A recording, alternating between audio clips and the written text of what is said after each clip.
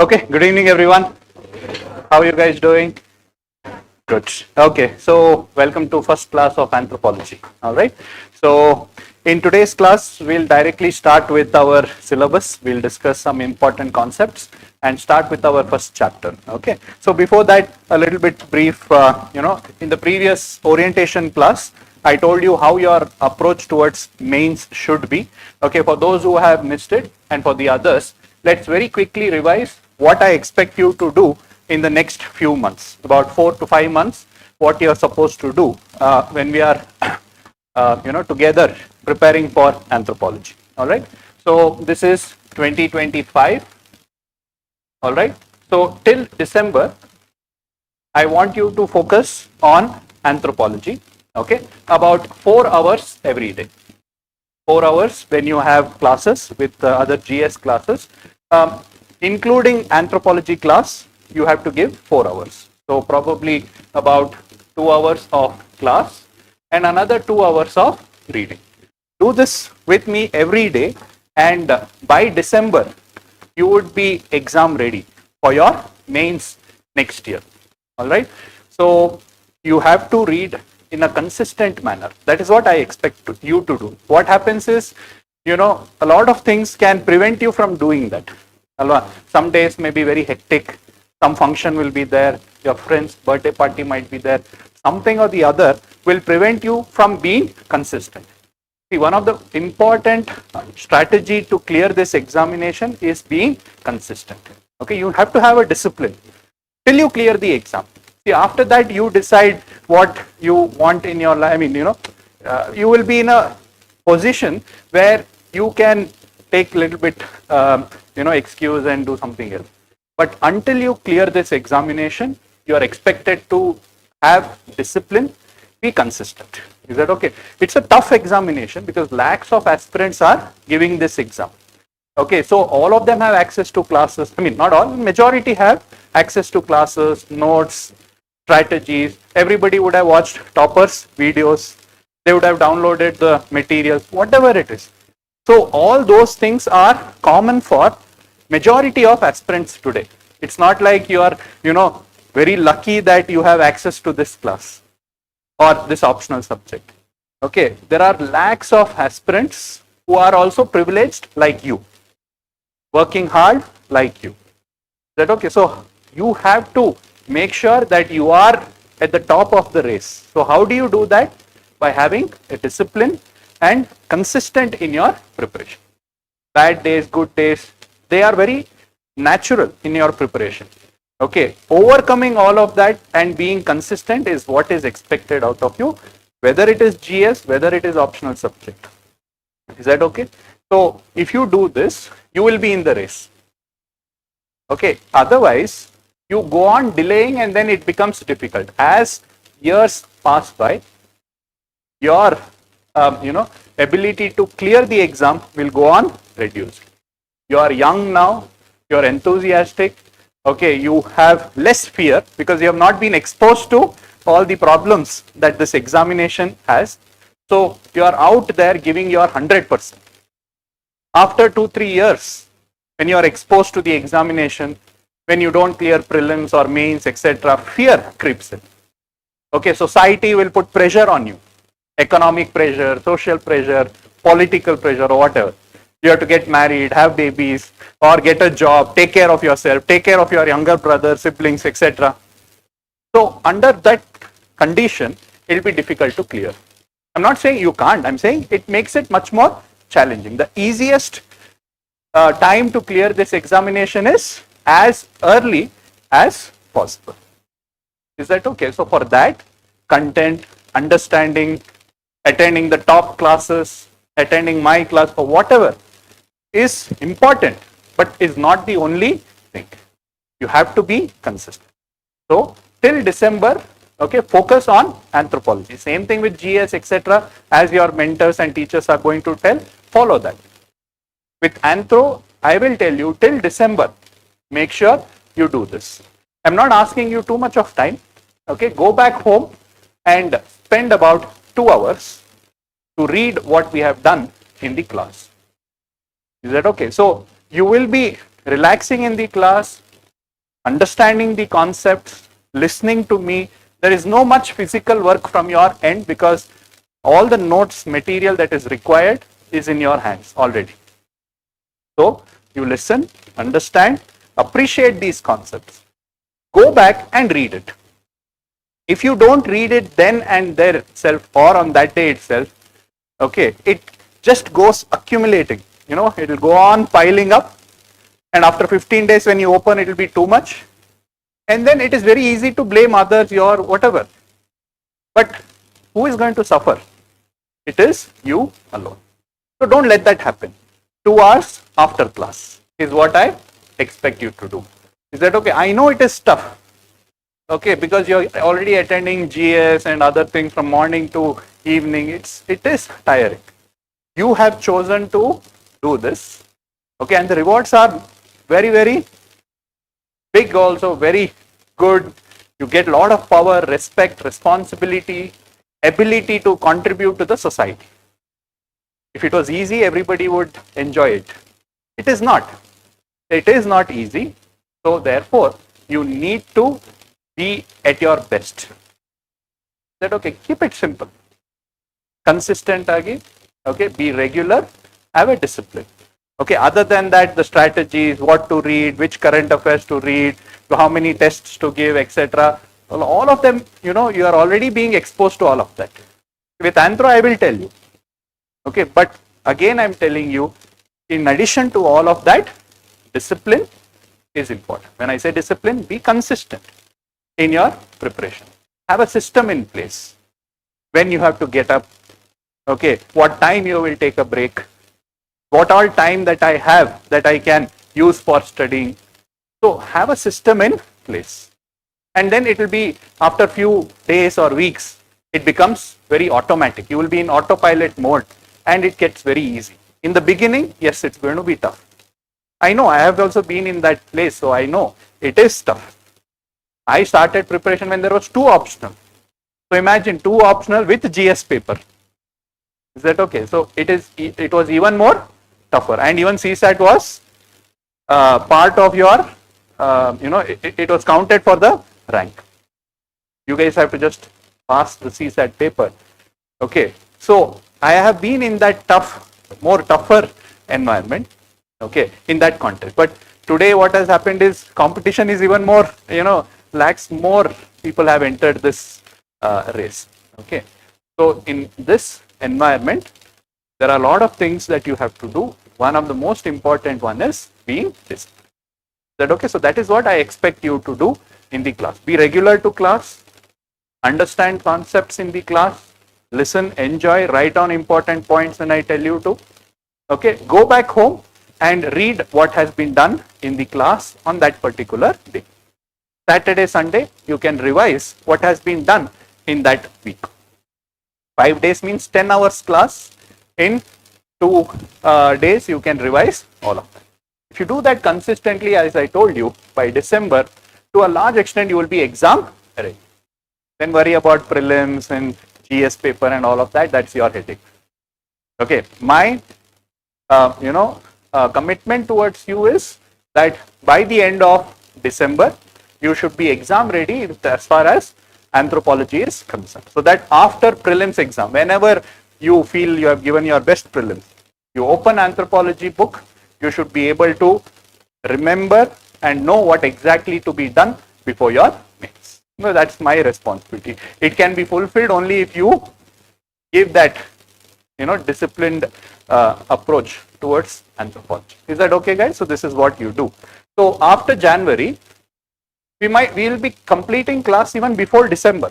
I'm saying after that you will revise, give test and other things. So by December, you will completely, wind up with anthropology preparation, close it and keep it in the cupboard. Okay. After January, you will prepare for your, continue your preparation for your prelims. Yes. And GS paper and other things. So after your prelims, once again, you open your anthropology, with prelims has gone well.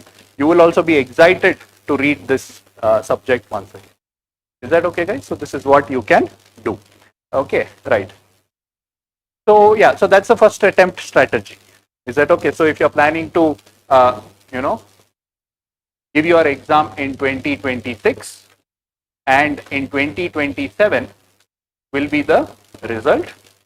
Can you clear in 2027? Yes. A lot of them do clear in their first attempt. You can also be an example of, such an attempt. So if you do this, what I told you, by December 2025, you finish your optional. Is that okay? And then 2026, your prelims and mains, right? So 27 interview and a celebrity in 2027. Okay, so this is what you can hope for if you do it in a very disciplined manner.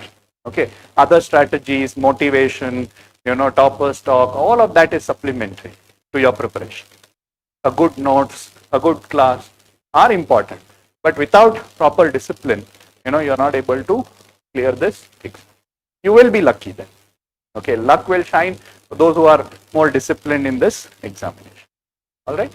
So with that, let's move on to some basic information that relating to the class. So all the notes, information, etc., will be given in your Telegram group. So there's already a Telegram group in which we will be giving you all the information, etc., as well as the material. So I have shared the first material. You'll have to take the printout. It's PDF copy. You can take a printout, or if you are tech savvy, you can have a tab and you can use it to read it. I mean, it depends totally on you how you want to approach it. Okay. So this is the first material that I have already shared. It's about 240 odd pages. Okay. So this is how I will be giving you 6-volume books. Okay. So therefore, you don't have to make any notes in the class. You can have a running notes, or I have left space over here, okay, for micro notes. This you can do it when I tell you some case studies, etc. You can add, because I have done this already. Now in the next classes, before class also I'll be preparing, doing more research. So that time if I find some new case studies, I will tell you to write it down, which is not there in the book. Concepts are almost static. New case studies, examples, if any, I will give you. You can also read them. You can read the book, okay, and whatever keywords, etc., is there, you will have to write in the micro notes later on when you revise, or when you read, sorry. That's on you. Okay, this micro notes is for you.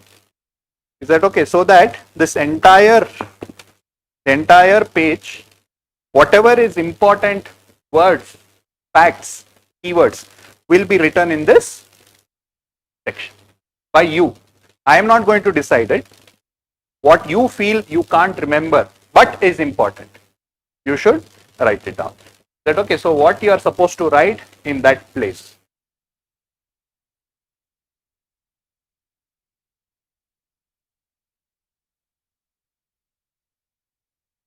Okay, so what I can't remember but is important.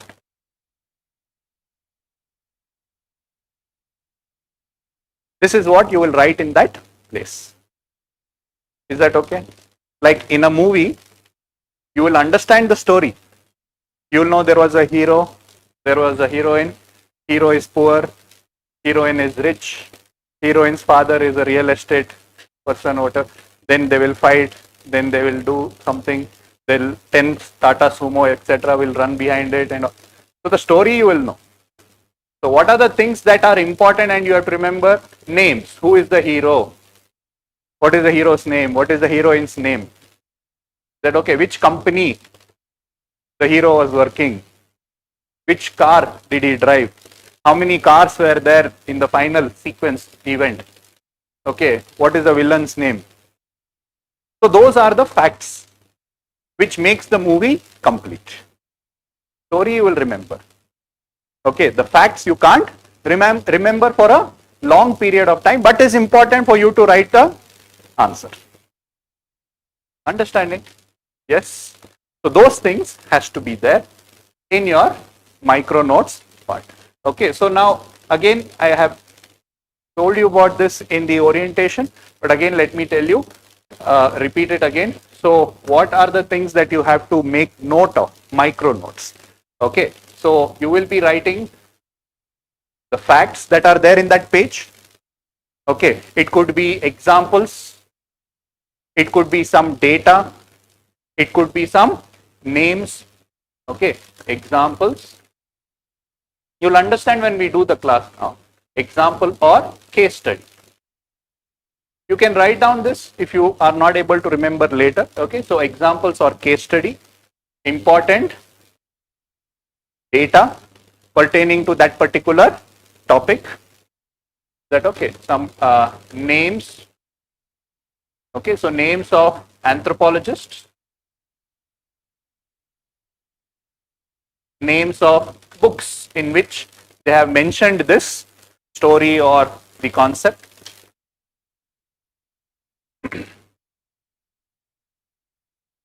Okay, so schemes or programs, things like that. So these facts you have to make note of because you will not remember it for a long period of time. So this micro note part, quick revision, you will be able to remember it. Okay, so this is the facts. Second, keywords.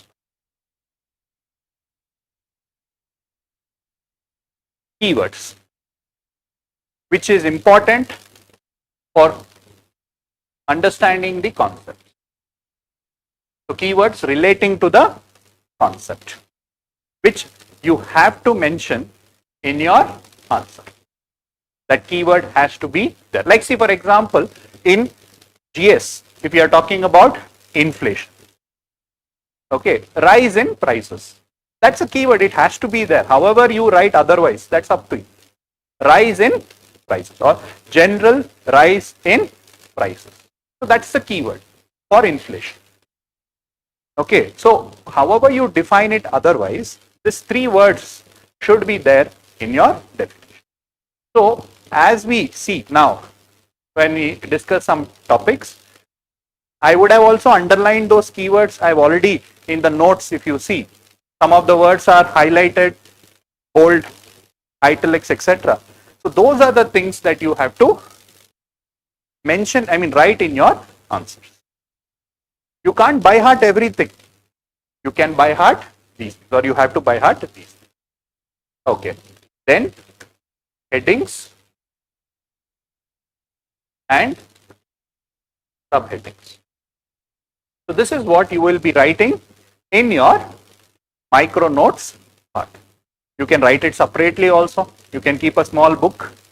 Okay, and you can make notes, micro notes. It's an evolving, like as you go, you can do. You can have cards in which you write them.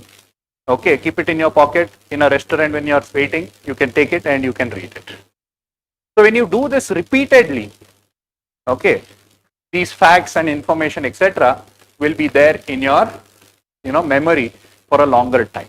Otherwise, it will evaporate. Is that okay? And without that, your answer will look very dull and boring, and you will not get marks. Is that okay? See, now when I tell you examples and case studies, see for example, like just take a generic statement. Ram is a good boy. Is a statement. Okay. So we need to strengthen that argument in our answer because it's an optional paper, or even in a GS, when we have to strengthen our argument that Ram is a good boy. What will you write? Ram is a very good boy, very, very good boy. He is absolutely good. That is just funny. So you will say Ram is a good boy because in the previous examination he got 4th rank. In the district quiz competition, he represented his school and got 2nd place. Therefore, Ram is a good boy. Now that has a command to your idea.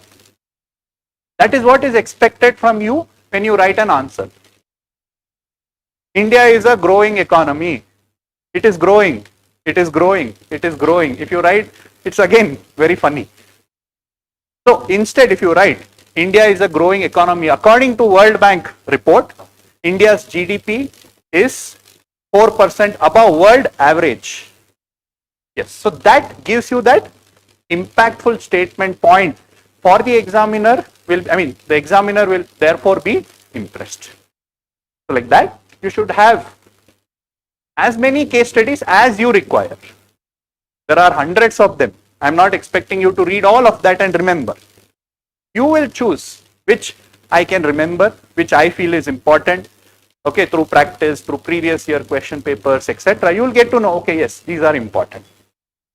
Even in GS, it's the same thing. Like in economy, as I told you, India is a growing economy. India has large number of people who are unemployed. Again, if you say, oh, very bad, Papa, they're all on the streets. My friend also is unemployed. I am therefore preparing for civil services. No, you will write India is unemployed. Rate is very high. According to its own internal data given by Niti Aayog, its unemployment rate shows. See the difference. Alva? When two people have written the same concept, who will get better marks? Who? Obviously, yes, the one who shows their effort through adding those facts. It acts very subtly. Anybody, even in news channels, they'll be showing, same thing. They will be giving you examples and data and facts. Full. If you see the election news, there will be one pie chart, there will be one bar graph, there will be one table. So many data will be there. You might not understand any of them, but it is impressive. Oh yes, this news channel has done its homework. Same way, examiner also may not actually check the data is right or not.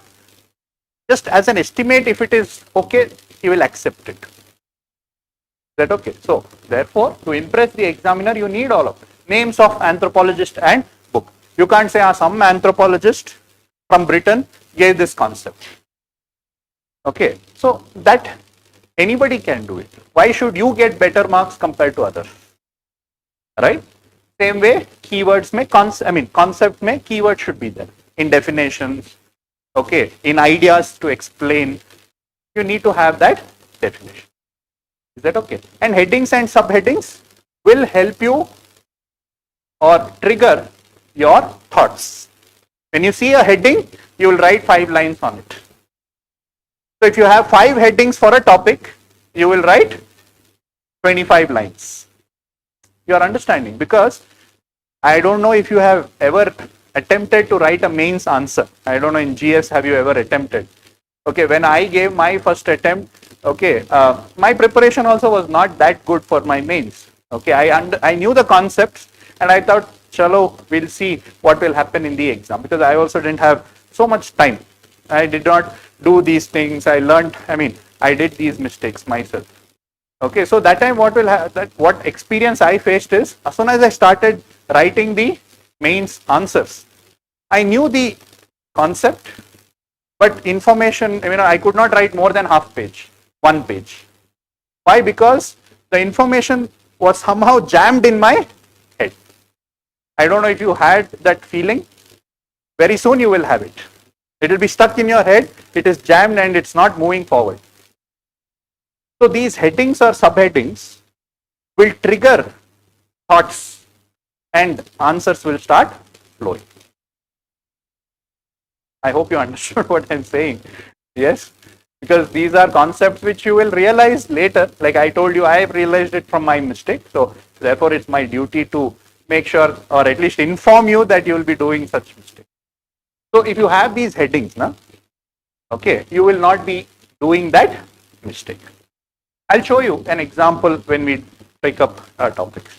So these are the things that you should. So these are trigger words, these are keywords, and these are facts that has to be there in a ready revision manner, so that you can keep revising it regularly. Okay, right?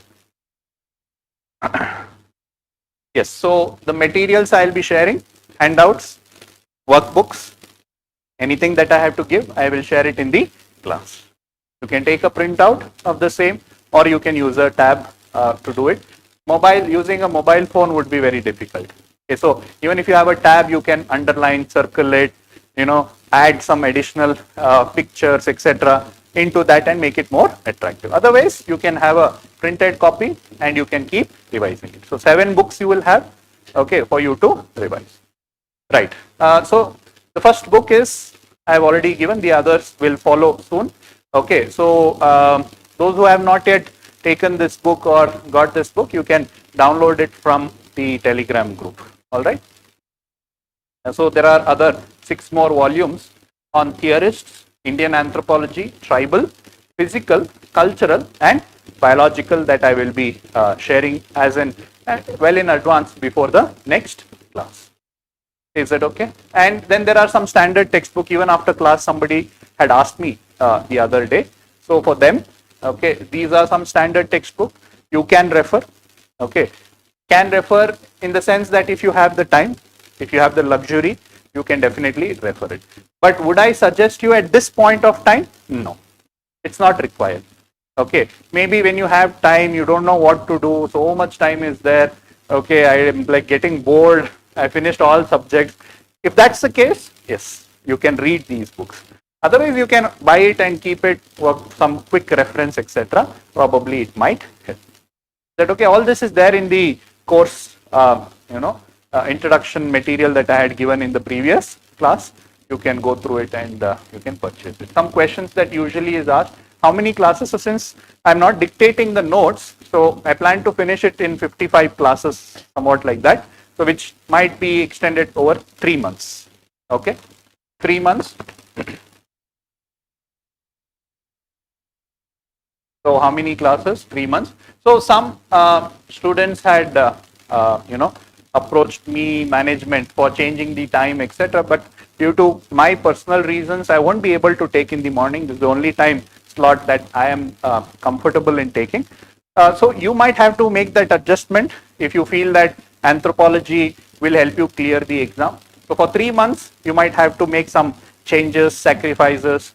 Okay, leave your friend in the other batch and come and attend anthropology over here.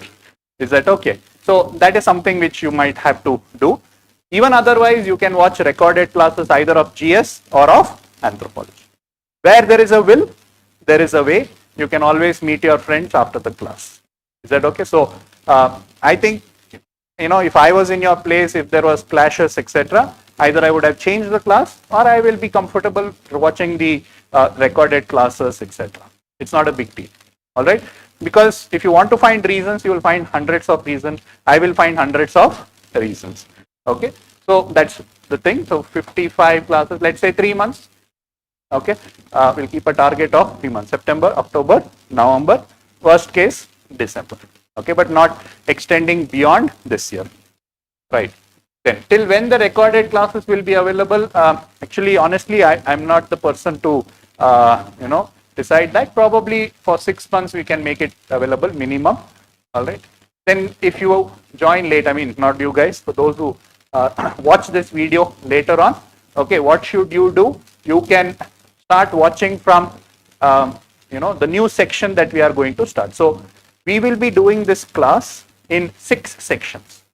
Okay, like if you see the book also, it's like that. So socio-cultural is 1 section, theorist 2nd, Indian anthropology 3rd, tribal anthropology 4th, evolution, physical and cultural evolution 5th, and biological anthropology 6th. So these are the 6 subjects that we will be covering in anthropology, or 6 sections that we will be covering. Each section is independent. So you can, if you have missed social cultural, you can start with theorists. If you have missed theorist and socio cultural, you can start with Indian and cover them later on. Okay, so this is something which you can do. Even those, let's say you are continuing the class, when Indian anthropology started, you had some exam or you had to go back home for whatever reasons, then you can skip this and continue with the others. Not a problem. All right. So this is what you can do if you have joined later. And how many hours? I told you 4 hours, including the class. All right. See, when we come over here, there will be 5-10 minutes gap. That time also you can quickly read 1 page. Is that okay? So there are different ways in which you can cover these. Get that 4 hours time. Should I read textbook? I just told you. Yes. Right now, no need. All right. Will I get class presentations? Not necessary, because whatever I do here is already there in your book. So there's no need for me to give class presentation. It will unnecessarily add extra burden to you to compare whether class PPT is there in the notes, and then circus will be happening over there. All right. So these are some common questions. And in addition to that, I would want to tell you, don't read any guidebooks right now. Okay, guidebooks, when I say like that question answer bank, that okay, question answer bank. So they are poor quality, okay, and they don't help you understand the subject comprehensively. Is that okay? Once you have understood the concept, maybe you can go back to that and see the question answer and see how to write an answer, etc. And they're poor quality. It's not written by good authors. Name may be there of toppers. That's all selling marketing strategies. They won't be written by toppers. They'll be written by somebody else who will be then labeled by the topper and will be sold.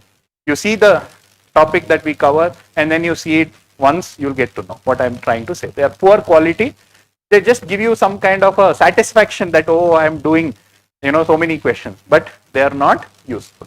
We need to understand the subject comprehensively, holistically, and that cannot happen by reading guidebooks. Yes, actually, we need to read standard textbooks and all, okay, but you have the luxury of attending the class where I will simplify those concepts to you in the class. So it's as good as you reading some standard textbooks. Is that okay? But if you're doing self-study to understand the in-depth concepts, probably you would have to study the standard textbook. For now, it's not required. And don't hold materials, journals, and other institute material, etc. Go on. That's why, when you're walking in Chandra layout, you'll find a bookstall selling a new material from another institute, right? It's very tempting for you to take it and then compare. Okay, did sir do it? Tomorrow I'll ask and embarrass sir in the class and all of that. Don't do that. Okay, it's kind of obsession for civil service aspirant. Even I have done that. As soon as I used to walk next to the bookstall, the smell of that new ink, just hot Xerox, the material fresh out of the machine. It'll be like, smoke will be coming out of it.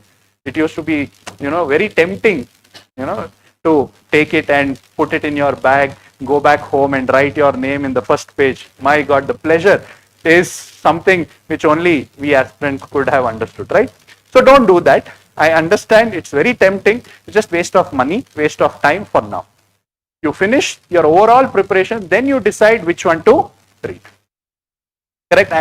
I know all these things you have experienced or will be experiencing, so I'm telling you beforehand. And don't worry about case studies. I told you examples and case studies. Don't get obsessed. People tell that anthropology means you have to only write case studies. No, you have to write Ram is a good boy. To support Ram is a good boy, you add case study. Okay, see, for example, Ram is a good boy because he attended the quiz competition and got first place. Over. You don't write his entire history. Okay, one case study to support your argument is enough. Don't get obsessed with case study. One concept ke liye don't read some 20, have some 20 case studies. In the exam, you won't even remember one.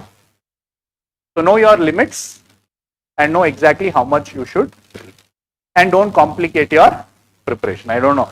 We tend to complicate a lot of things. In India, we are masters in complicating things. If the road has to go straight, we will make it go all around the market and go, things like that. So don't complicate your preparation. Keep it very simple. Okay, simple approach. Have one material, have one class notes. Okay, revise it n number of times. Give tests, practice tests, and others. These things will help you, master this subject. All right. Any doubt, guys? So before we start with our class.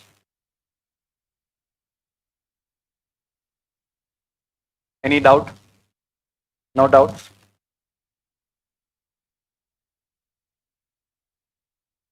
How the question will be asked? I mean, it's too early for me to give you an example. Huh? How the question will be asked? Explain Levi-Strauss's structuralism and explain how. Right. So, see, how the question will be in the sense, I don't know in what context have you asked that. Like,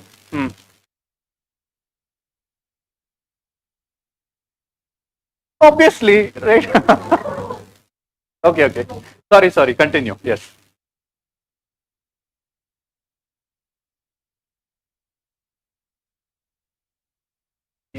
Okay, so probably you are saying that, we have to interrelate topics and things like that and write out of context things and all. No, see, one thing is understand the demand of the question.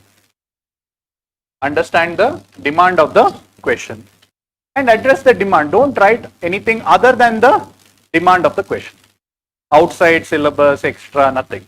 What is the demand of the question? See, the demand of the question will be decided by what concept is being asked and the keyword, or keyword in the sense directive words. Have you heard of this? Directive words. Have you heard of this? Okay, see, for example, uh, you know, what is anthropology, and explain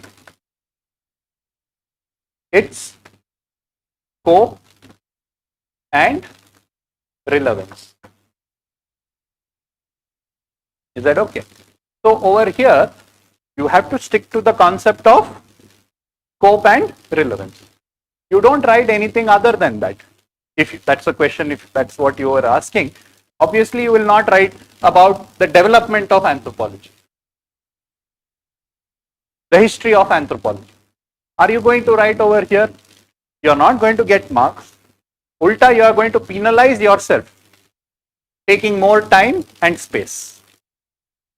Is that okay? So here, what is anthropology? Now, if you want to improvise your answer, so what is anthropology? You will have a basic definition. Maybe you can quote some anthropology and what definition they have given. Maybe that can be a value addition. But what is anthropology? Writing beyond that is not what is expected, obviously. And then over here, the keyword is explain, or the directive word is explain. So that means you elaborate what is scope. You don't just simply list out the scope, you explain why it is so. So that is the directive. Maybe if in the future classes when you get more topics, we can discuss. And also you can, see the previous year question to get idea. Okay. And if you are asking otherwise how the question is going to be asked, what is the weightage of each question and other things. So you have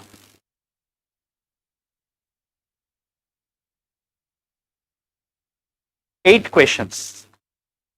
Okay, there are 8 questions in your paper, each paper, paper 1 and paper 2. Question number 1 and question number 5 is compulsory. Is compulsory. Is that okay? And each of these question, okay, each of this question carries 50 marks. Each of this question carries 50 marks. Okay. So here, question number 1, that is in section A, and question number 2, question number 5, that is section B, is compulsory. Then out of 2, 3, 4, 6, 7, 8, you will have to write 3 questions. So here you have options. But the option also is such a way that you can write one question, you have to write one at least in section A and B. In other words, 1 from 2, 3, 4 and 2 from 6, 7, 8, or 2 from here and 1 from here. Did you all understand? Yes. So this is how you have to choose. So therefore, in any optional, this is the case. So everywhere there is a option for you. Sometimes if you are not good at some topic, let's say you are not good in archaeology, you can leave that and you can attempt something else. But obviously, there are a lot of jumbling up of questions, okay, in this also. Now, question number 1 and 5 has 50 marks, has 10 marker question into 5. So it has 5 10 marks question. See, don't worry about it now. Once you go through the paper, you will understand yourself. Okay. And the 2, 3, 4, 6, 7, 8 has 15 marker, 15 marker and a 20 marker. Okay, 15 marker and a 20 marker. So this is how your question paper will look. So minimum marks question is, the lowest marks question is 10 marker. Then you have a 15 marker and then you have a 20 marker essay.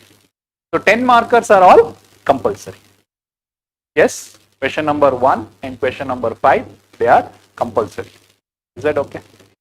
So this way word limits, etc. also will come into picture.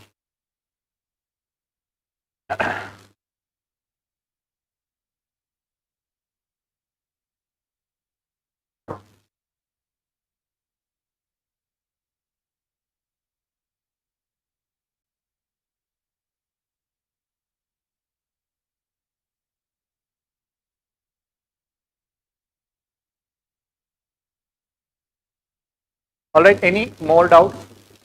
Shall we start with the first? Yes. I'm sorry. You will have to probably ask the management. Okay, they will add you, or you might have received an email, is what I understand. How did the others join? Email. Yes, you need to check your email. All right. So check your email. You would have received a link. You can join that. Okay.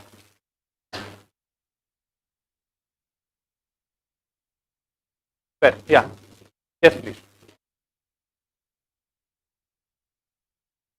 Pretty lots of them actually. But see, what happens is that I can tell you what are the most important topics. Okay. So I don't know whether to call it predictable or most important. Okay, predictable means that the chances that it's going to come is very high. Okay. So most important also would be that only. So yes. Okay. So important topics, because we can guess that these are from an anthropology point of view important, so they'll be asked. Okay. And also from previous year experience also they will be asked. And it'll also tell you that these are topics which you don't touch.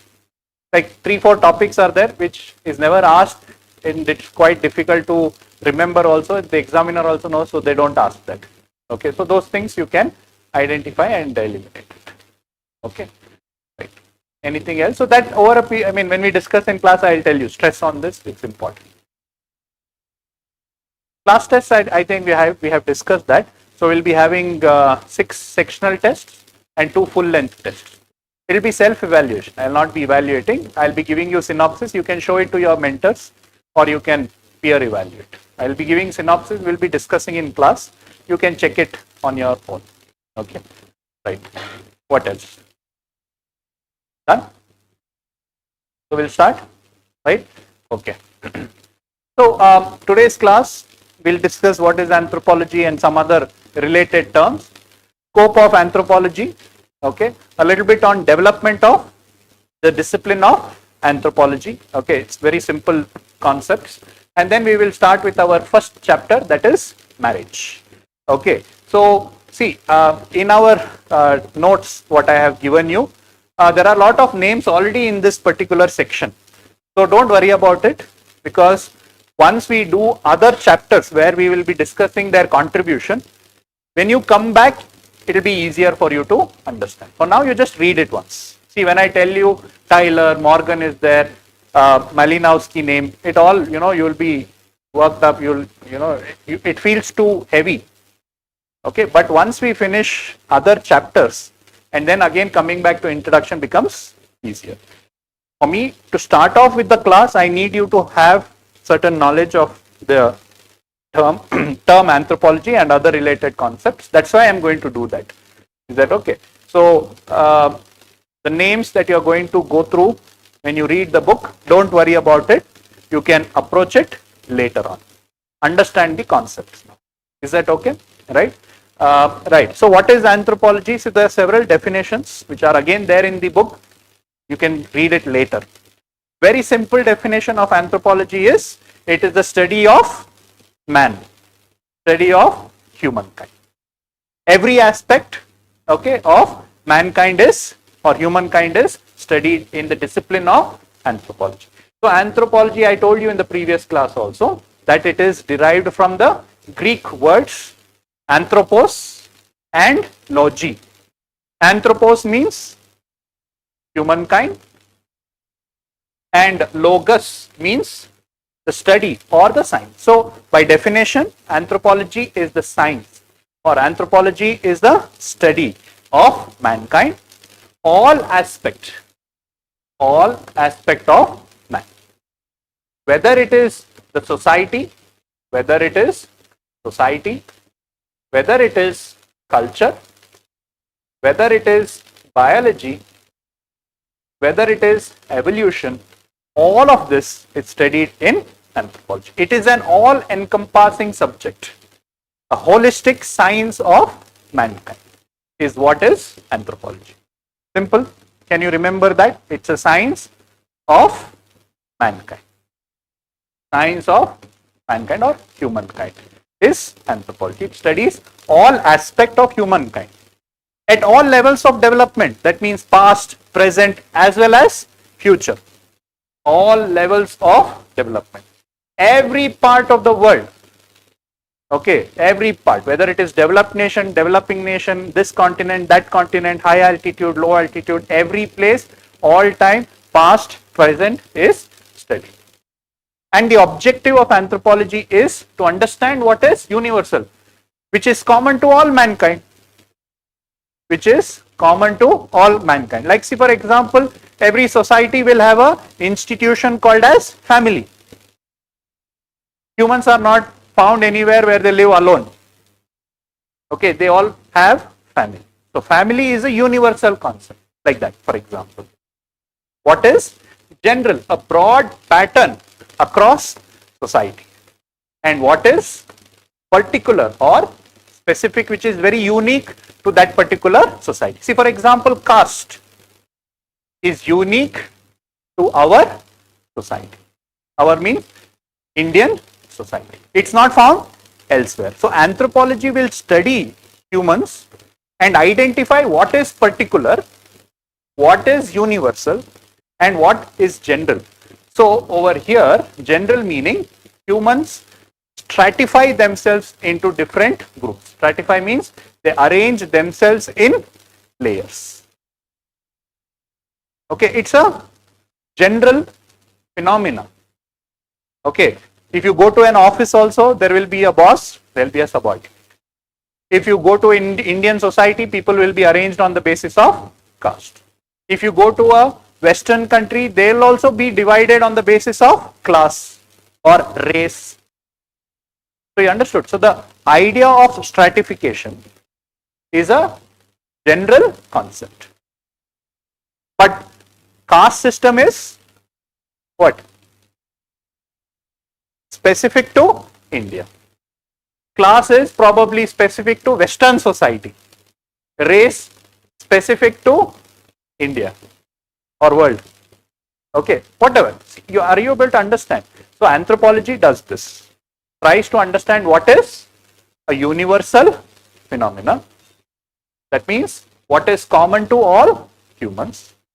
General, what is a broad pattern across society, and what is specific. That means what is a unique trait of a particular group or a society or a community or whatever. So this is what anthropology does. It studies everything and tries to tell that this is general, this is found in every society and all of that.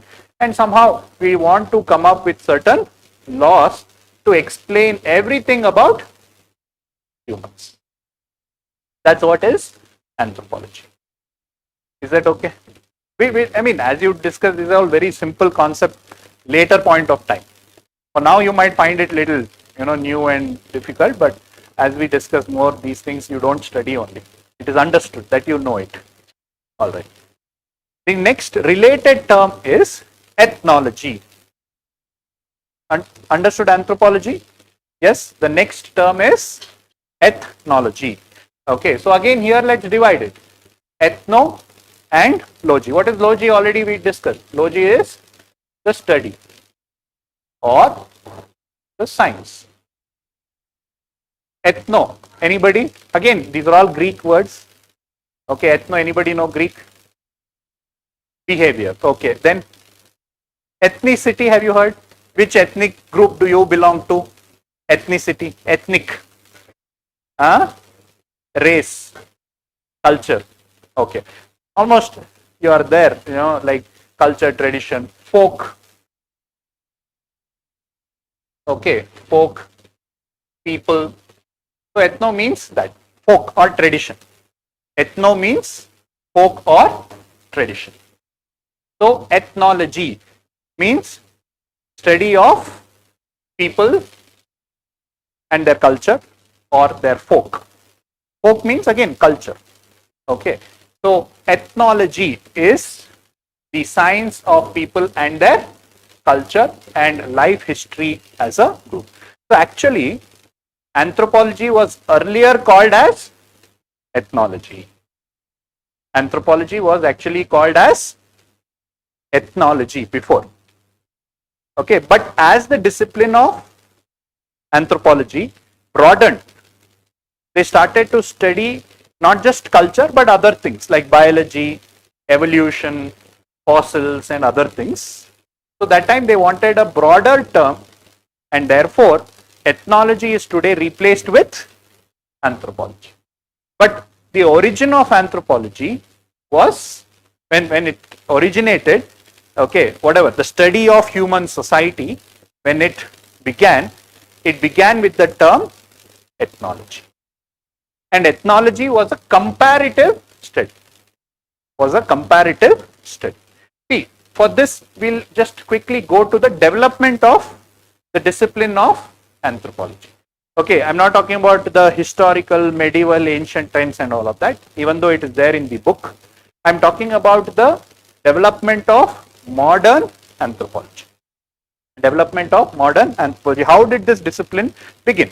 See, it's a very new subject.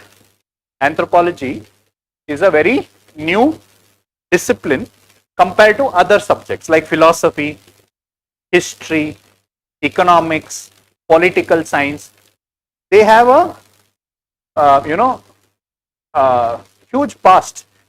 During the ancient time only, they used to have the discipline of geography. They would have studied economics in the ancient times, medieval times. But anthropology is a very new, young, discipline, subject. Its origin is attributed to two important developments that took place in academics, or one in academics and one in politics. So what was that development was? One, Darwin's theory of evolution, okay, through the concept of struggle for survival of the fittest, okay, survival of the fittest concept. Okay, so evolution given by Darwin. And the other important, reason or important cause behind the development of anthropology was colonialism. So let me give you a story as to how this happened. All right. So initially, this concept of evolution, organic evolution, not talking about human, evolution as a concept. It was believed that God created every being on this earth. No Big Bang, okay, no evolution, etc.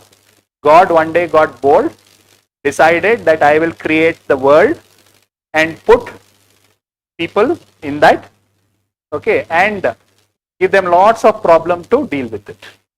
Okay, that is what it was initially believed, that God created. Every religion, if you talk about Hinduism, Brahma, okay, destroyed himself, and from different parts of his body came different group of people. Brahmanas from their head, Kshatriyas from their arms and shoulders, like that, Vaishyas and Shudras and so on. Christianity believes, right, Adam Eve story. Same thing, Islam also has its own story as to how, okay, their God created humans. And talking anything other than that was a punishable offense in Europe. Okay, so 17th and 18th century, we attribute the historic period in Europe as European Renaissance. In world history, you will be reading all of that. So what happened over here before this? That period is called as what? Dark Ages. Okay. In Europe, thinking science was a crime. Talking against religion was a crime. Simple thing. They believed that Earth is center and everything revolved around it, including the sun. So such ideas were prevalent in Europe before Renaissance. So that period was called as the Dark Ages. So it was feudal society, okay, oppressive, autocratic society, politically. Scientifically, no scientific studies were allowed. Then in 17th, 18th century, a lot of scientific studies, explorations, ideas, okay, innovations, inventions happened in Europe. And therefore, that period of Europe is called as European Renaissance. So one of the byproduct of this period was Darwin's theory of evolution, which he gave in his book On the Origin of Species. So what did he say? He said that species were simple in the beginning, and as time passed, they became more and more complex, more and more capable of surviving. Those who are able to survive, survived, the others got eliminated. So as time passed, more complex being emerged. That is evolution. So survival of the fittest. Is that okay? So variations used to be there, differences used to be there. Some difference were good, some difference were bad. Bad variations got eliminated, like the dinosaurs. Too big for it to survive, got eliminated. The others survived, and when they survived over a period of time, they became more and more complex beings. Something like that. We'll discuss that later, but for your understanding, that is what it is. So societies evolved from, organisms as time passed evolved from simple to complex. If you see this diagram, simple and complex. The primates, simple being, aram se it will be sitting in a tree and eating a branch or fruits. Simple. Look at us, so complicated. Morning GS, okay, afternoon test, evening anthropology, go back home. So complex being we are. So that is what is evolution. How simple organism gave way for complex organism through a process which is called as survival of the fittest. Natural selection and all those things. Leave that for now. So in biology, people were talking about evolution. In biology, people were talking about evolution. Inspired by that biological evolution,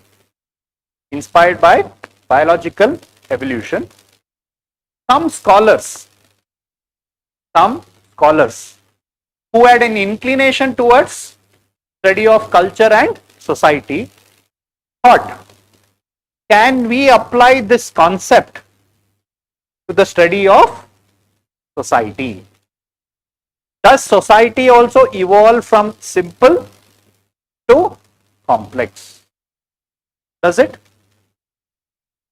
Society back then was simple, now it has become so complex. Yes? You take any aspect of society. Can I take economy? Can I take economy? Was economy simple in the past? Over a period of time, did it become complex? Yes. So earlier there was only agriculture. Okay, then they added industries. Now they are adding AI and machine learning. Isn't it getting more and more complex as society evolves? So they also thought, why not apply the concept of evolution to the study of culture? Is that okay? So then they started to study different society from evolutionary point of view. So they said that this society A is simple, this society B is complex, and the most complex is the third society C, something like that. Leave them. Can you tell me a simple society, next society, and the complex society? Now, if I talk about tribal society, village society, rural society. Yes, which one is simple? Which one is next in terms of its complexity? And which one is the most, urban? Which is the most complex? Urban. Yes. So can I say, or can we conclude saying that the tribal societies over a period of time will evolve to become a rural village society, which in a period of time with the growth of real estate and land mafia will become a urban society? Can I say that? So there is a path through which societies also evolve. Can I say that? Yes. Cultural, material culture also, can we see evolution? 1G, 2G, 3G, 5G. What has happened over here? Which is more complex? Which is more simple? Which is better in terms of its technology? So as evolution takes place, simple will become complex. Technology also same thing. Darwin's theory now I am applying over here. Yes. So 2G versus 5G, which will get selected fast? I mean, which will be more useful? What happened to 2G? Anybody has 2G connection now? What happened to it? It became extinct. You can find it only in museum now. Correct, na? So, same concept, survival of the fittest. Yes. So, these concepts in biology inspired and in turn influenced people to study what? Society and culture, giving rise to the discipline of anthropology. Can I say that? That is what is the beginning of anthropology as a discipline. Why? One of the important influence or development was Darwin's theory, which influenced people like Herbert Spencer, E.B. Tylor, Morgan, James Fraser, Merritt. All these people were early anthropologists who used the concept of Darwin's organic theory but applied it to the study of culture, society, civilization. Is that understood, all of you? Now, what did we do here, by the way? What did we do here? How did you tell that tribe is beginning and village is next and urban is next? How did you do that? How are you? Very good. He's saying simple. How did he know it is simple? Simple in relation to the others. Correct, no?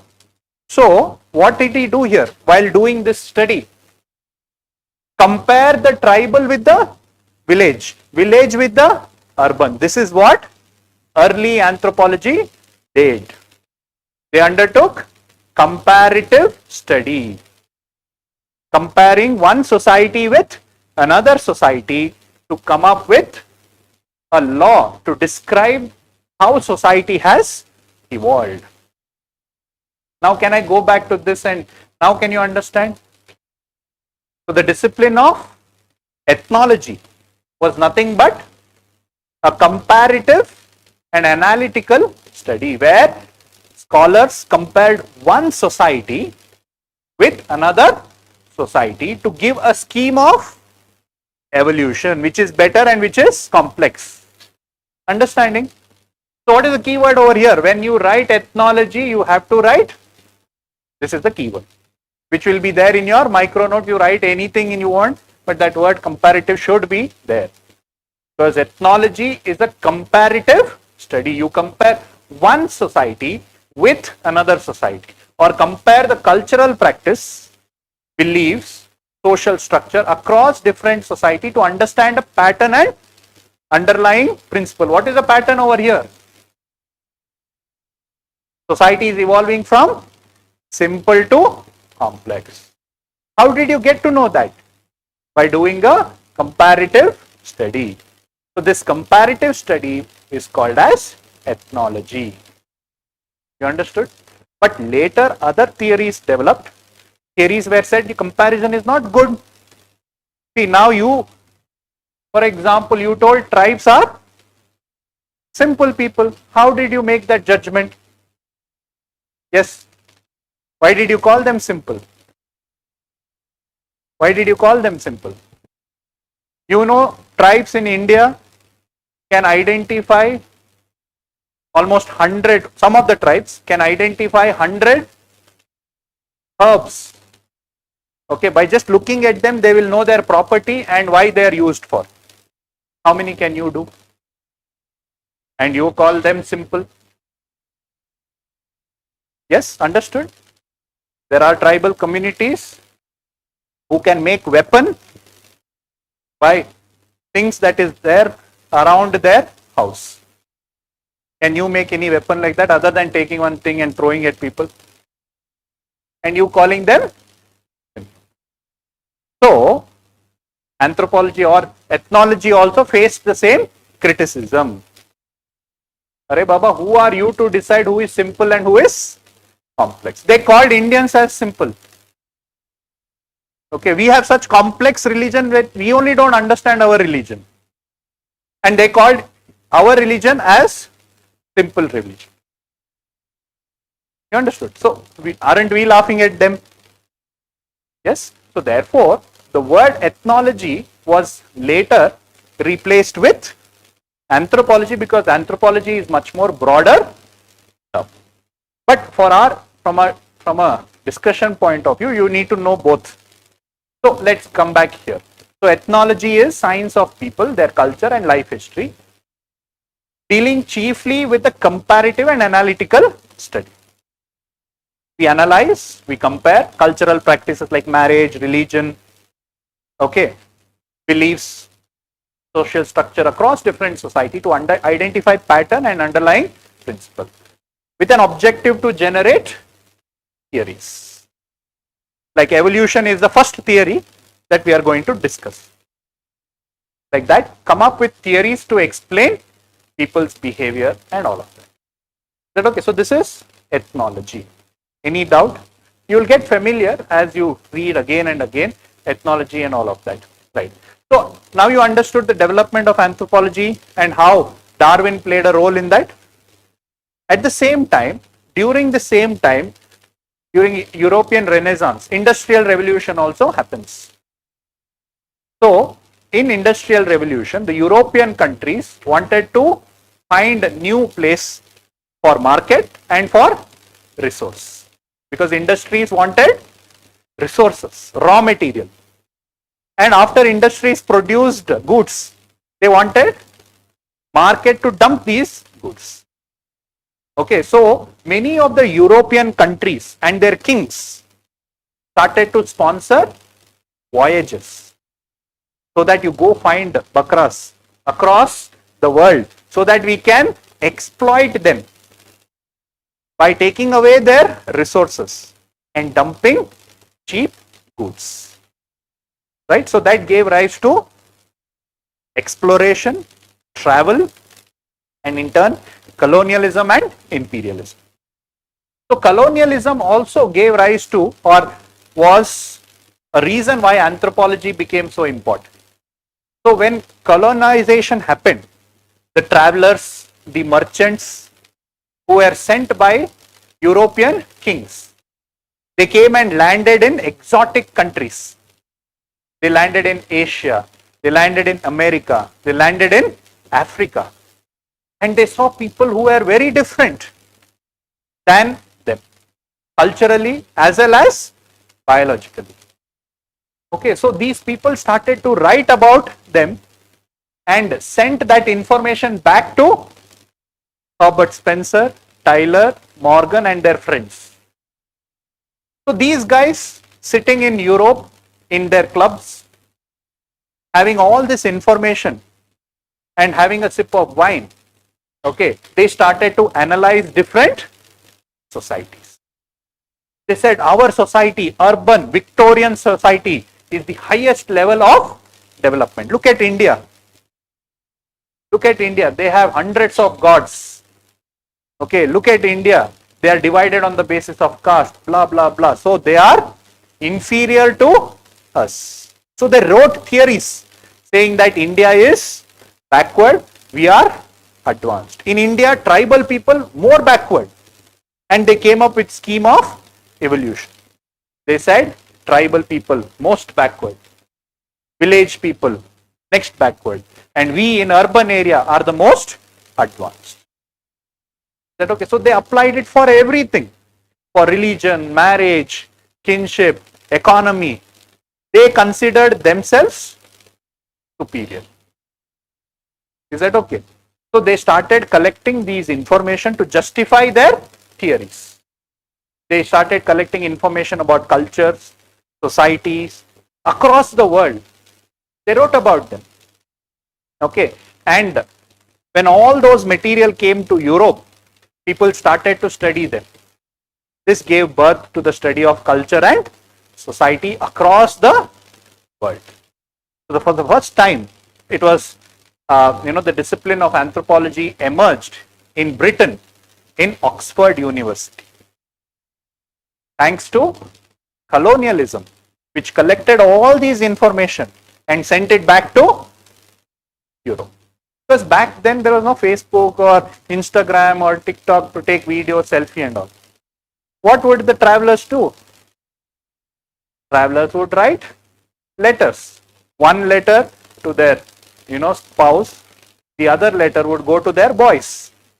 Okay, the boys club in Europe. I'm not joking. Boys club, elite boys club in Europe, where they would read these letters written by their friends who were on expeditions, and what they did, what kind of people did they meet.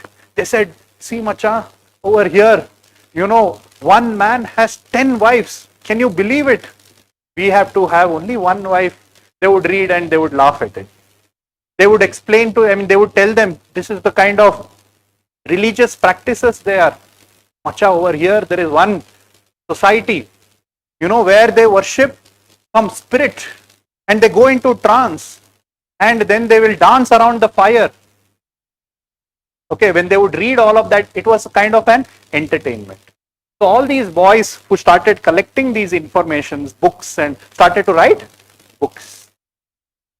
That okay, these early Tyler, Morgan and all these early anthropologists never visited any field.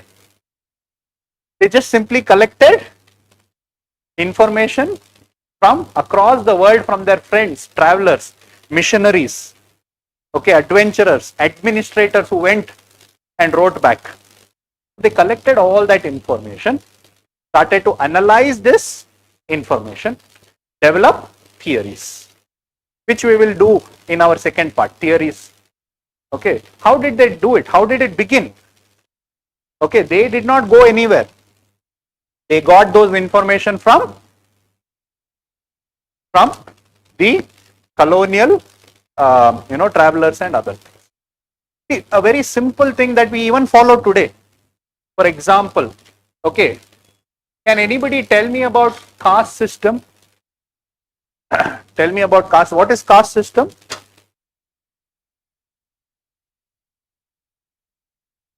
Okay, on the basis of social stratification, on the basis of purity and pollution. So how many castes is there? According to our books and all, when we read, when we discuss, how many castes? 4. What is that? Correct, no? That is what we tell when it is caste. And we, as Indians also, we tell the same thing. We write about it, we read the book about it, etc. But is there only 4 castes in India? And who is this Brahmin caste? Can you show me any Brahmin caste? Brahmin word, in the caste? Is it there? Is there any caste called as I am Kshatriya caste? They will tell I am Rajput, I am Jat, I am Vokkaliga, I am Lingayat. Have you ever, or is there anybody here who is having Brahmin as a caste? There may be within that something else, right? Who are grouped and they are equated to Brahmins. Alva, yes or no? Like Maratha is a caste. Is Maratha Kshatriya or Shudra? So when they want it becomes Kshatriya, when they want it will become Shudra. When it wants reservation it becomes Shudra, other time it becomes Kshatriya. What about Vokkaligas? What is Vokkaligas? Same. So they, when they want it becomes, they become the rulers of the Nadu. When they want they become reservation ke liye they become Shudra. Lingayats also demanding reservation. So the reality is, so you might point fingers at me and blame whichever caste is it, same story. Everybody's caste is the same story. Is that okay? Every caste is the same story. The reality is what? Reality is there are hundreds of castes. Who gave this concept that caste is a fourfold division of Indian society? Who gave this? Britishers. Is that okay? And we are still following because we are, in love with white man, what to do. So we still follow the same concept. In Indian anthropology, I will tell you that M.N. Srinivas said that this is a simplistic explanation of India's society. India's society is not fourfold division, it is hundreds of caste, which he called it as jati. He said don't use the word caste or varna, use the word jati. Hundreds of caste. And he said that no caste is fixed. As I told you, if you want reservation, you go down. Okay, when you want to get married, you show your superior. Yes, so like that.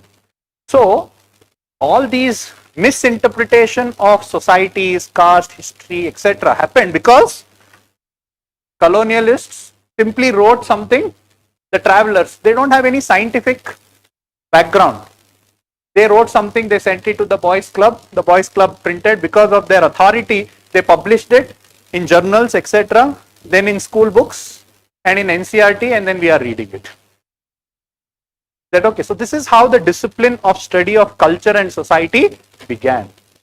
Started in Oxford, and then other universities followed. Even in India, in Lucknow, in Calcutta, Mumbai University, they started to be taught in the year 1930s onwards. So it's all very new discipline. So origin is because of Darwin's theory and colonialism. Can I say that? In simple words, that's what it is. So this is how anthropology as a discipline emerged. So many candidly consider anthropology as a child of Darwin, anthropology as a child of colonialism.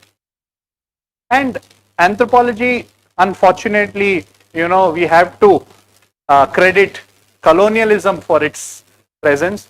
If optional anthropology is there, it is because of Britishers.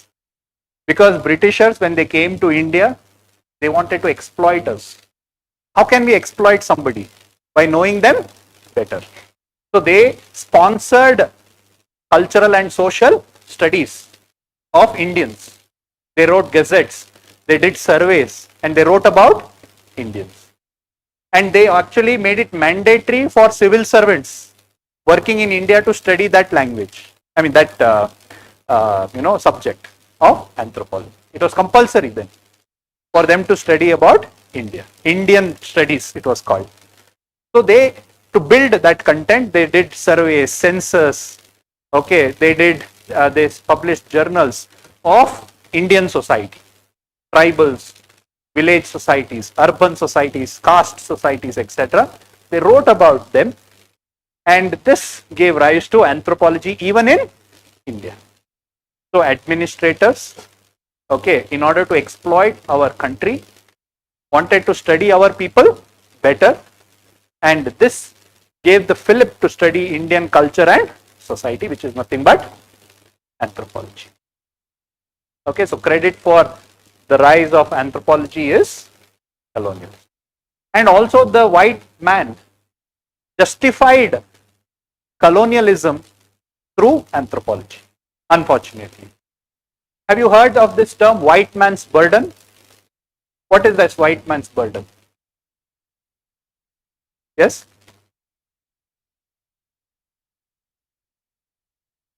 They are morally obligated to bring civilization to poor people like us. Is that okay? That is what white man's burden is. They considered our society. So, let's say over here, tribals, Indians, Europeans. Who is advanced?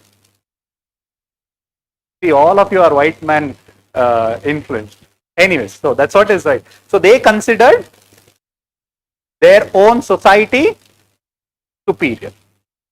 And therefore, they said, Papa, we will bring civilization to other countries. That's why we are killing them.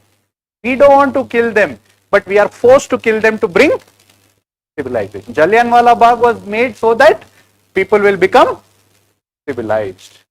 White man's burden. So they said evolution is there. Indians, Africans, Americans, not the present Trump America, back then, Red Indians, Australian Aborigines, they are all very primitive people. So by colonizing them, by giving them English, by converting their religion, we are bringing civilization. So those guys, the clubs in which they wrote all these things, supported the idea of colonialism. See, otherwise, how will you justify colonialism? Correct, no? How will you justify colonialism? Killing somebody, an intellectual society like European Renaissance, post-European, how can one justify killing? Alva? Through scientific theories. What does the scientific theory put forth? Evolution. They said India is less evolved, let's bring civilization to them. Are we somehow doing that today in our society? Yes, no?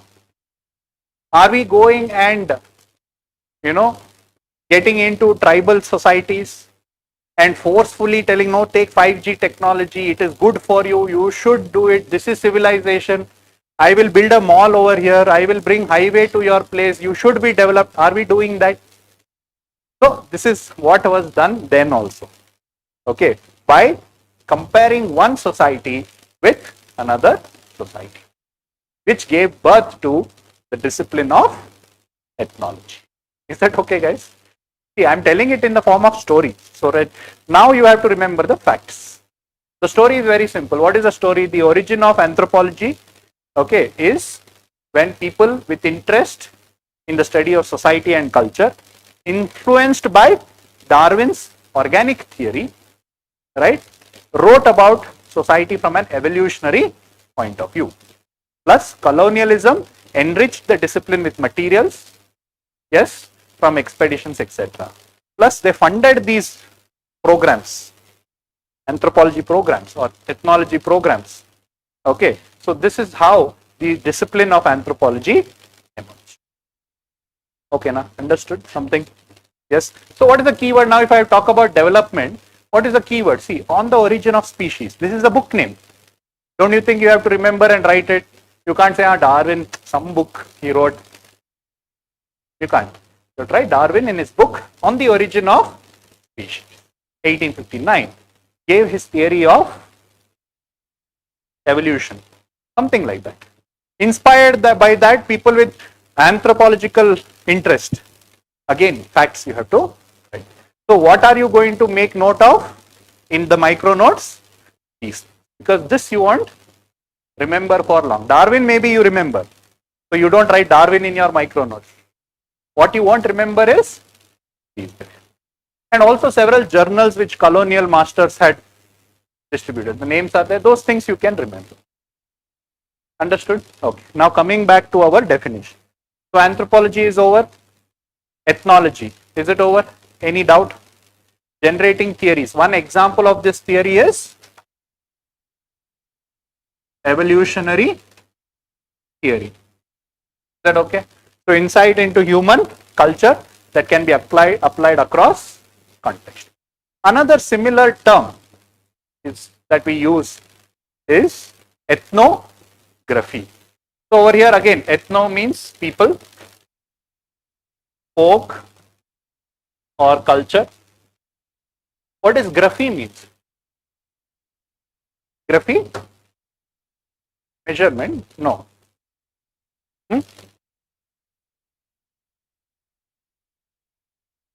Writing. Okay, to document. Graphy means to lithography. Have you heard like that? So graphy means to write. So now what is ethnography? Simple, writing about people's culture is ethnography. People writing about people's culture is ethnography, or people's behavior, way of life, their society, etc. is ethnography. Is that understood? So it's a method whereby anthropologists or ethnologists, scholars, write about a particular culture, systematic study about them, and presenting this empirical data, meaning to write about it. A systematic study of people's culture and then documenting it is called as ethnography. Is that okay? Any doubt? So documenting about people's culture is ethnography. So it has two meanings. Okay. So one, it can be a knowledge and system of people's life, and it's a method of data collection. So anthropologists, when they go study about a society and write about it, it becomes ethnography. Is that okay? When you do a comparative study, it's called as ethnology. A holistic study is anthropology. These are all similar terms, but with little bit differences. Is that okay? See, if you see here, okay, anthropology is a broad study of humankind, everything, whether it is society, whether it is culture, etc. Whereas ethnography, ethnology is only to do with culture. Is that okay? So therefore it's narrower. Ethnology is comparative study. Ethnography is writing about people's life as a research method, as a documentation is ethnography, right? The scope is vast. It encompasses everything about humans. Whereas here it is focusing on comparative study of culture, belief, social structure, etc. Whereas ethnography involves gathering data. So you go to the field, you observe a society, you write about it, is ethnography. Is that okay? Yeah, same thing. Study various aspects, comparative fieldwork. Same thing I have repeated over here. Is that okay, guys? So these are some similar terms, okay, that helps us to, begin our classes. Any doubt? Okay, so this is how anthropology originated, okay, in the form of ethnology. So as the discipline evolved, right, more and more concepts started to be studied, like biology, fossils, primatology, forensic, and things like that. So therefore, it was time that we replaced the word ethnology with the term anthropology. And no more comparative studies, the only thing that we do in anthropology. Yes, we do comparative study, but we do other forms of study also. Okay, like a detailed analysis and whatever, we'll discuss that later. So this is the terms that we need to remember. Yeah, so this is what happened. People, this is what Darwin told, that we evolved from simple to complex. This is what anthropologists told, that we evolved from simple to complex society. Okay, influenced from Darwin's evolution, people who had interest in study of culture and society gave the theory of evolution. So the first theory that we study in anthropology is also evolutionary theory. So according to Tyler, Morgan, who are the first names that we will be studying, so that society, they say the society evolved from savagery to barbarism to civilization. Savagery, barbarism to civilization. Okay, so that is the scheme of evolution. We'll discuss that later. So when Europeans came and they met the exotic societies or other societies, they were different from their own society. So that information was sent to them, and then they did comparative studies and things like that. Okay, so that's why it is considered as a child of colonialism. Is that okay? Now, coming to the scope of anthropology very quickly, if I have to talk about it. So it's a holistic study. What do you mean by holistic study? Scope means what does anthropology as a discipline study? Is that okay? So now you have understood the meaning of anthropology. So what does it study? It studies, it's a holistic science and universal, meaning it studies every aspect of man. It studies all aspects of man in totality. Is that okay? It describes them, it analyzes them, and it synthesizes. Meaning, you describe something, you tell that this is how it is. Then you analyze it, why it is like this. What, why, and how. So, for example, you will see a society, you will describe their society, that they have marriage practice like this, they have religion like this, they have political organization like this. So you will describe it. And then you will analyze why is it like this. Is that okay? Why people behave like this? And then you come up with theory to explain that behavior. Let me give you an example. So I will go to a tribe, okay, called as Khasas. Okay, in no, let me yeah. So in Himalaya, okay, we have these tribes, okay, called as the Khasi tribes. Khasi, not the Khasas. So Khasi tribes, which practice polyandry. I told you in the previous class also. Okay, so polyandry. So now I will describe their society, that their family system is like this, their marriage practices are like this, their religion is like this. So that is the description.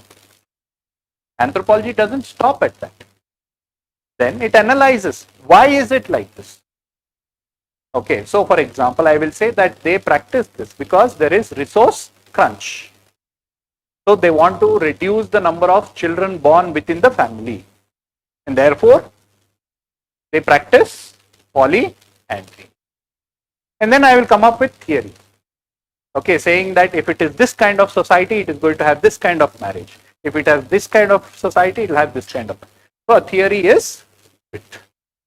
So this is what anthropology does. Is that okay? Then we also study totality and parts, and totality in relation with parts, and parts in relationship with totality. To give you an idea, like when we study human body, we study human body as a whole, but at the same time, to understand the whole, we study the part. We will study the respiratory system, we will study the digestive system, we will study the cardiovascular system. So these are the parts. What is the purpose of studying the parts? To study the whole. So anthropology also is a holistic study, but it studies them in parts, and parts in relationship with the whole. If you take a society has several parts: marriage, kinship, economy, politics. So we study them, but in relationship with the whole, and the whole in relationship with parts is what is ultimately coming up with generalization theories. This is what anthropology does. Okay, we study everything about man in a holistic manner. Okay, we describe them. Even if it is biology, we will describe it, we will analyze it, and we will come up with theories. Okay, why humans behave a particular way, what is the reason why we are like this, etc. See, in biological science also, or biological anthropology also, we do the same thing.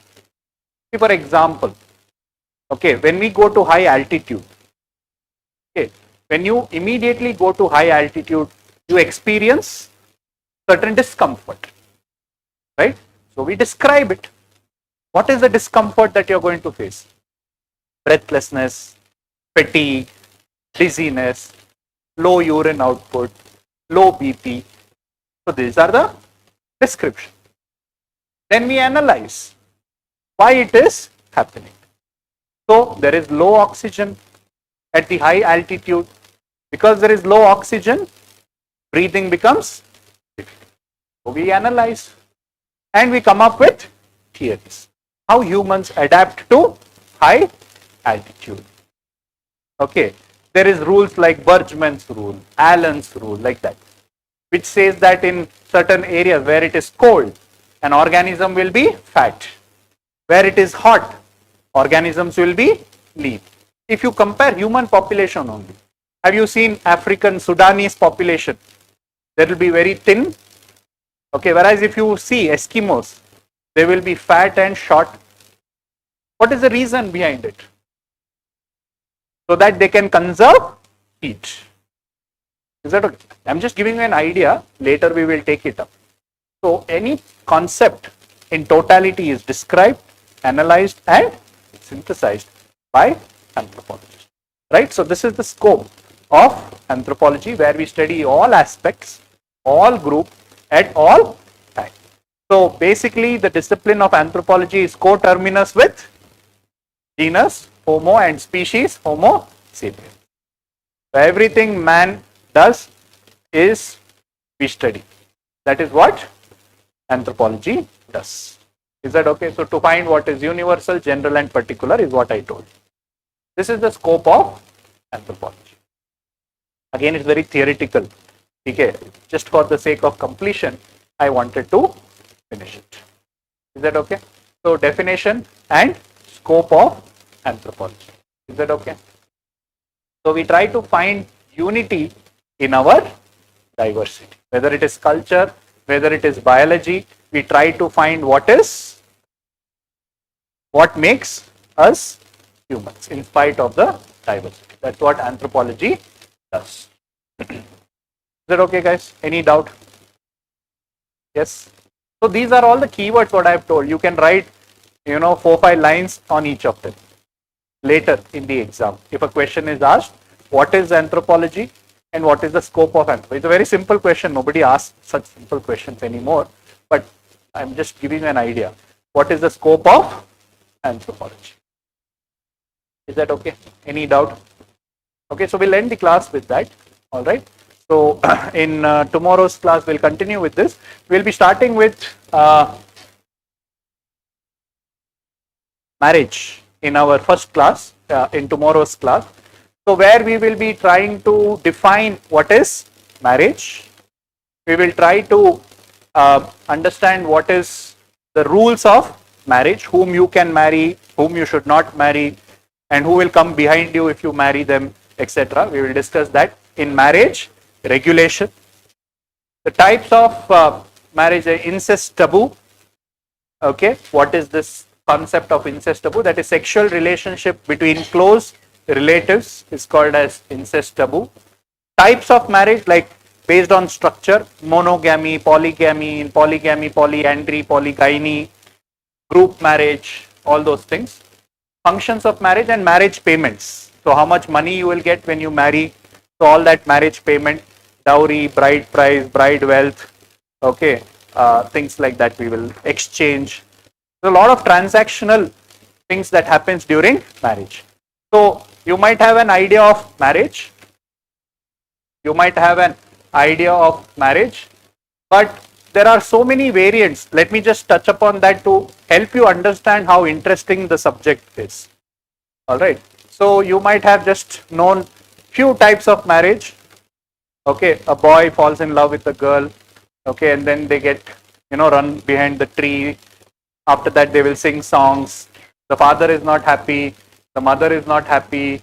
The auntie is not happy. Okay, the neighbor is not happy, nobody is happy, but then ultimately they will get married. So that is the marriage that most of us have seen and watched in movies, etc. Okay, monogamy. Okay, a little bit more bold person will go into polygamy also. Yes, somebody who says that life is so boring, let me get one more spouse, and they end up marrying one more person.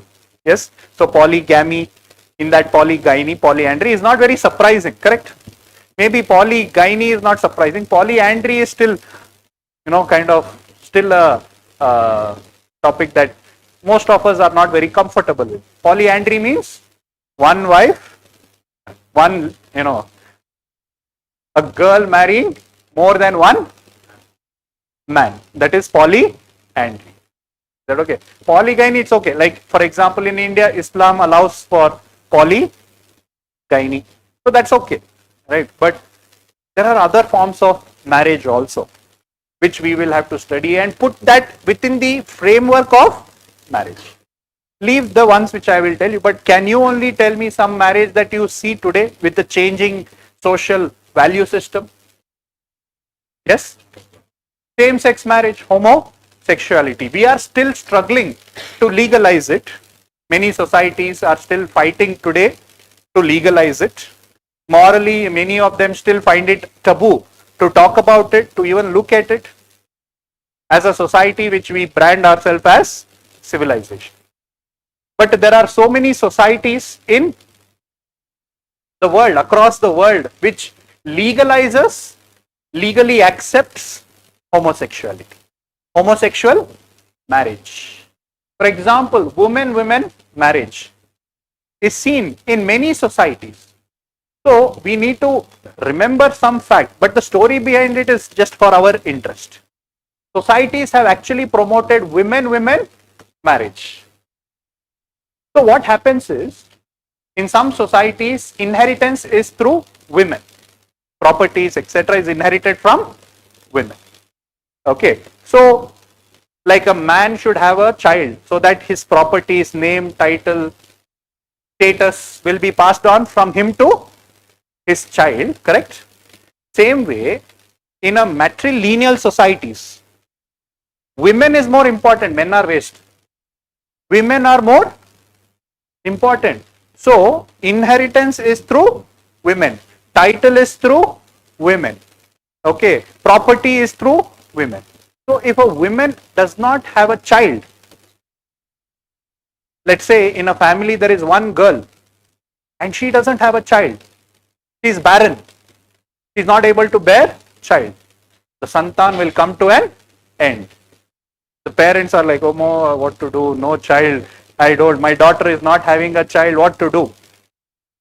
So the society has strategies to solve that.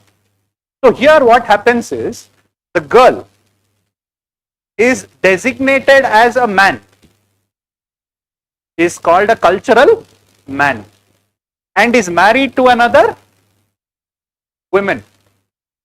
And the child that woman is going to bear, I'll repeat again. Okay. So this is male and this is female. For those who don't know, we showed it diagrammatically like this. Male, female, father, mother. This two lines, I'll talk to you about that later, tomorrow. Two lines means they are married. Okay. So in this case, what is happening? The family is having a daughter. It's a matrilineal society. So this title, the royal Kangan, will be transferred from the mother to the daughter. Everybody is happy. Daughter was born, everybody is happy. He had a brother, nobody cares. Okay, now she is married or otherwise, whatever. She is not having any child, or she is not having a daughter, whatever. She is not having a child.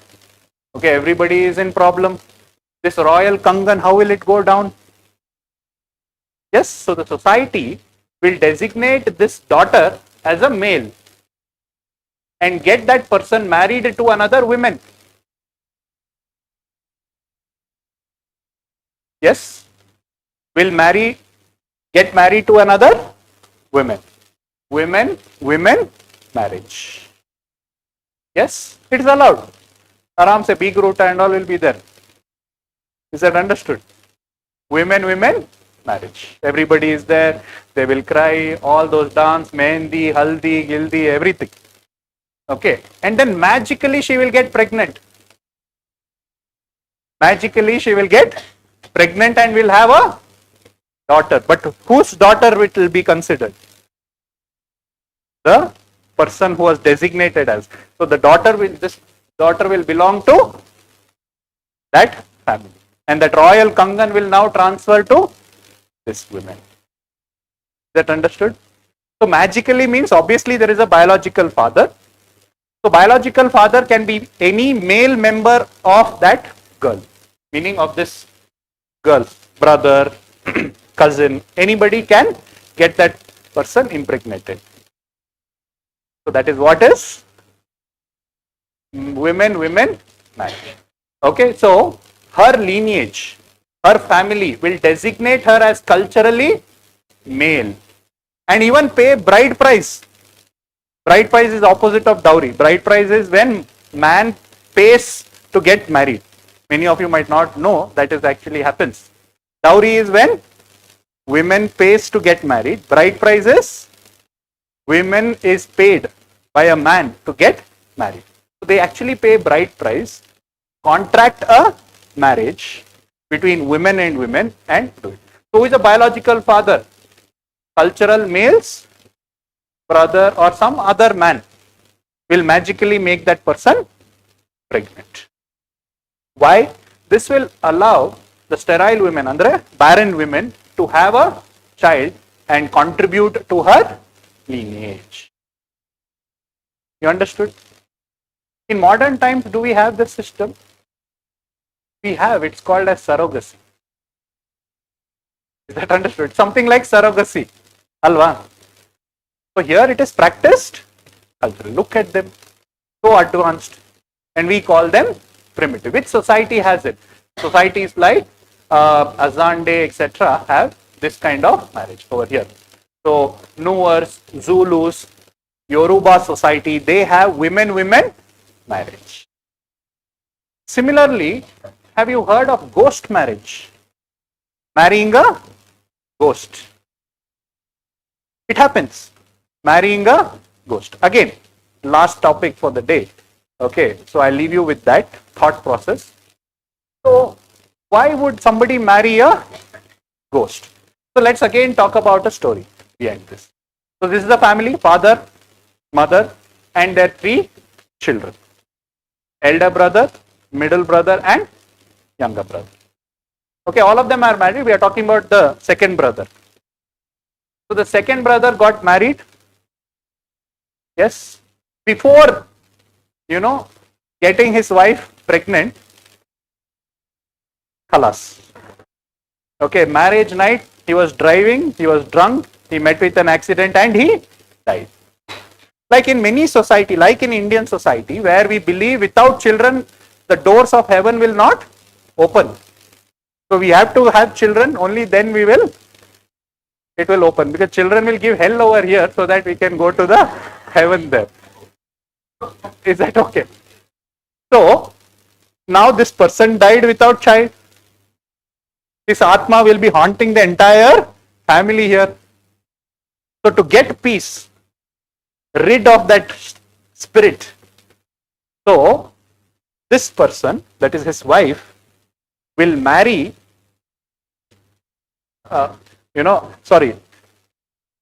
before marriage only he dies. Okay, I'll just repeat the story again. So 3 brothers are there.